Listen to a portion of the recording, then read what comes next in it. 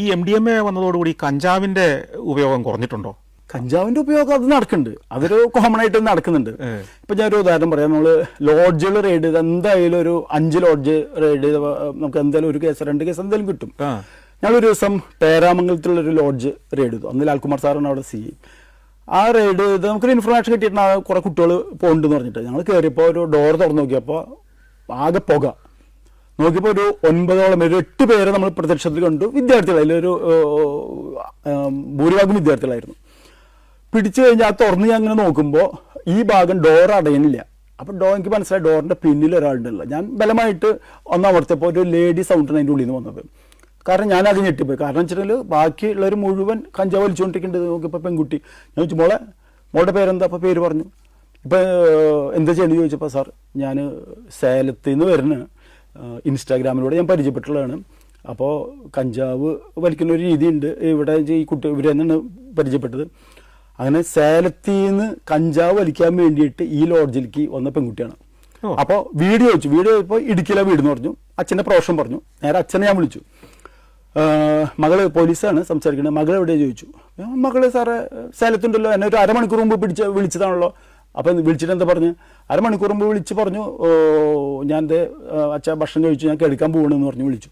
അപ്പം ഞാൻ പറഞ്ഞു കെടുക്കാൻ പോവല്ല, സേലത്തല്ല സംഭവം, തൃശ്ശൂർ പേരാമംഗലം എന്ന് പറഞ്ഞൊരു സ്ഥലമുണ്ട്. അതിന് അമ്മല ഹോസ്പിറ്റലിൻ്റെ തൊട്ടടുത്ത് ലോഡ്ജുണ്ട്. ലോഡ്ജിൽ നിന്നാണ് മോളെ പിടിച്ചിട്ടുള്ളത്. എത്രയും പെട്ടെന്ന് വരാൻ പറഞ്ഞു. അങ്ങനെ ഈ പെൺകുട്ടി MBBS പഠിക്കുന്ന പെൺകുട്ടി കഞ്ചാവ് വലിക്കാൻ വേണ്ടി ഇൻസ്റ്റാഗ്രാമിലൂടെ അതുവരെ കഞ്ചാവ് വലിച്ചിരുന്ന പരിചയപ്പെട്ടിട്ട് ഇവൻ കഞ്ചാവ് വലിക്കാരനായിരുന്നു.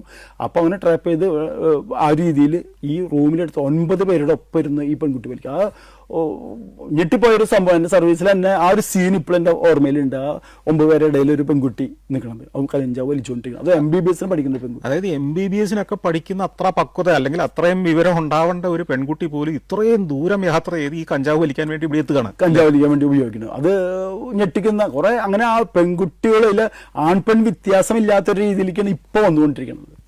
ഇതുപോലെ വേറെ ദിവസം ഒരു അമ്മ എന്നെ വിളിച്ചു. സാറേ എൻ്റെ മകള് MBBS പഠിക്കുന്നത്, MBBS കോച്ചിങ്ങിനാണ് പഠിക്കുന്നത്.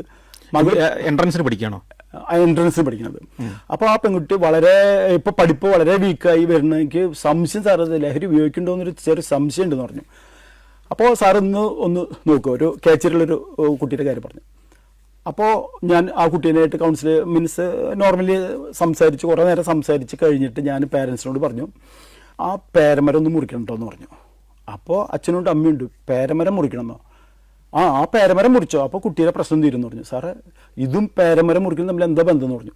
അപ്പോൾ ബന്ധമുണ്ട്, മുറിക്കുക ആദ്യം എന്ന് പറഞ്ഞു.